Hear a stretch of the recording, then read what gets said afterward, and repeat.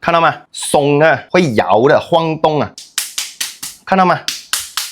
硬的，看到吗？松的，看到吗？硬邦邦的，松的，硬邦邦的。我要表达的是，肌肉它是松的，它不是全天候都是硬邦邦的。不管你今天在社交媒体看到人家的那种线条啊，为什么他的那个肌肉是硬邦邦，肌肉线条这分明的，那些都是人家硬勾出来给你看的。所以今天如果你是照着镜子开始怀疑自己，为什么你的肌肉是软趴趴的，我要你记得这个视频，肌肉更深层的意义其实不是拿来给你看看它是硬还是软，肌肉更深层的意义是它让你举得重一点，让你强壮一点，让你的日常生活变得轻松一点，它让你日后老了的时候不需要人家帮你都可以自己上楼梯，不需要人家帮你都可以自己去上厕所，不需要人家帮你都可以自己拿行李袋放回你的橱柜里面。所以记得肌肉放松的时候是放松，不是全天候硬邦邦的。